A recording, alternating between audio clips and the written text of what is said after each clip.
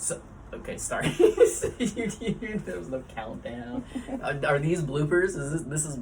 These are bloopers.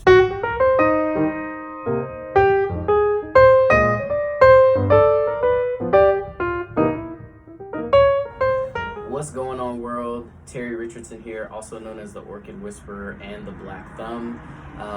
As many of you know, I've been rescuing orchids for a little while now, and we are currently in blooming season in the Black Thumb Orchid House. And so I wanted to feature each of the orchids that are currently blooming in my collection and just give a few details about their story and hopefully a few tips and tricks on how you can get yours to rebloom. So as you can see, this is the first orchid in our series, and this orchid doesn't have a name yet, so if you have suggestions or are inspired by the way it looks, throw a name in the comments and we can figure out the details about confirming that name later.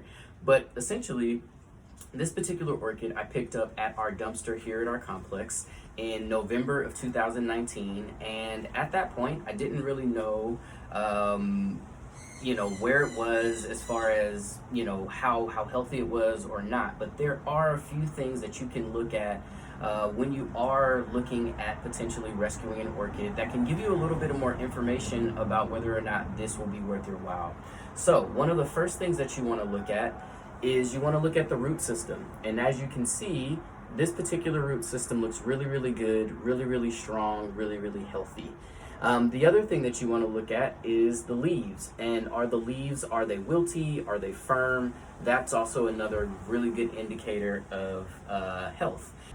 So the other thing that you want to think about when you're thinking about rescuing an orchid is, are there any overt signs of bugs or infection at the orchid?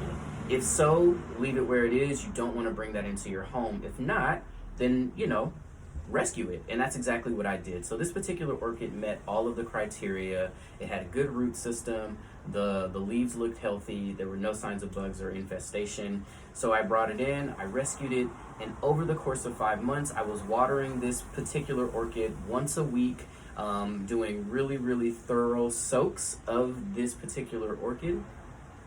No fertilizers used or anything like that, and this is the result in 5 months. Now, as you can see, there's a separation between the most outward flower and this particular flower, so I lost a couple of buds to bud blast. And if you're not familiar with bud blast is when a bloom or a bud of a flower is in the process of blooming but doesn't get there because of either a change in environment, a lack of nutrition or water, or it also could be some type of infection.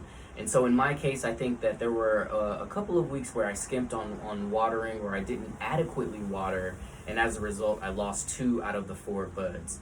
Now, this is a part of that process, and this is just a part of the learning process, and so I'm learning just as everyone else is learning. But either way, I'm super excited that this particular orchid has bloomed and has been blooming for upwards of a month. And in good times, you can expect your orchids to bloom for up to 3 months, which is really awesome. So with that, I'm gonna leave you. This has been the first episode or the first feature of the Black Thumb Orchid House blooming season. And so I'm looking forward to sharing more videos with you and more content about how you can help your orchids thrive. Thanks for watching.